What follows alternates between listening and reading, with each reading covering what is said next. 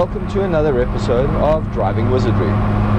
Today, I'm driving a Cayman GTS. Now the Cayman GTS is often compared to the Alfa 4C, or if you're a Porsche owner, the Alfa 4C is often compared to the Cayman. Now, they are both rear-wheel drive, and they're both mid-engined.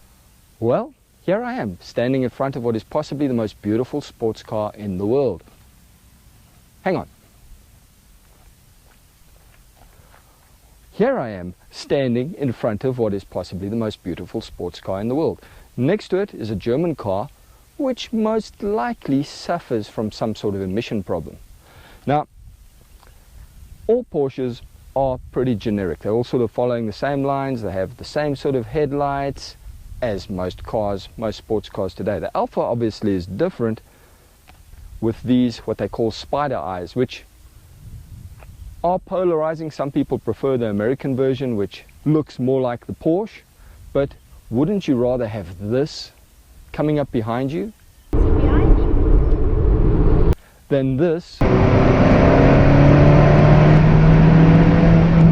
fading in the distance? Now, if I have to explain what I did there, you shouldn't really be watching this show. While we are here, let's have a look at those engines. Okay, as you can see, the engine of the well, you can't see the engine of the Porsche. Now that could be for a couple of reasons. Either there's a Toyota V8 in here, or it's an Alfa 1300, which would explain the performance. On the other hand, here at the back of the Alfa, you can actually see the engine.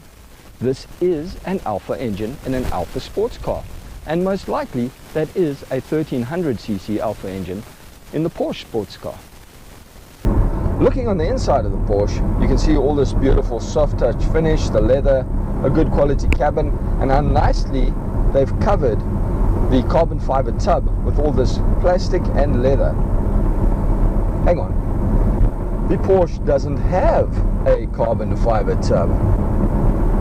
What it does have though, which is definitely better than the Alfa, is a cup holder. The Alfa does have a cup holder over here, and it's plastic molded, and it's not really used for anything. It's not really useful. Sort of Alfa Romeo telling you, dude, you're here to drive a car, you're not here to sip your coffee. So let's look at the Porsche's cup holder. German engineering, where you need it most in a car. You push this over here, that flips open. You push that over there, and out comes the cup holder, which is good, but cup still doesn't fit. So, German engineering, where you need it most in a car, but it doesn't work. One thing I've noticed about driving the Porsche is that it generates a lot more attention than what the Alfa does. I'm not sure why that is, but it does, and lends itself to being a poser car. Now, I'm not saying that the owner of this car is a poser, because he is not, but I think a lot of people who buy Porsches do buy them to pose. Now, the only problem with that is sometimes it generates the wrong sort of posing attention.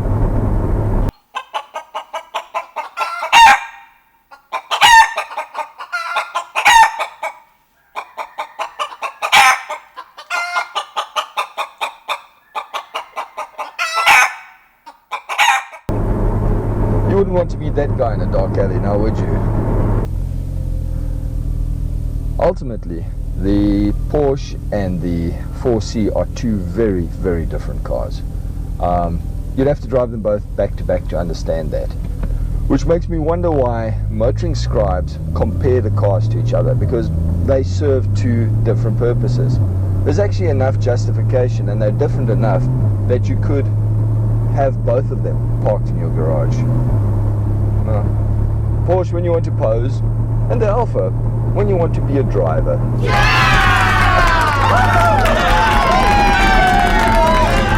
Yeah, I must thank Pierre for leaving the car with me so I could make a bit of fun of it. Truth is, it's a beautiful car, and Pierre, I know that you're not a poser in this car. Now, I'm not going to say that Porsches are crap, but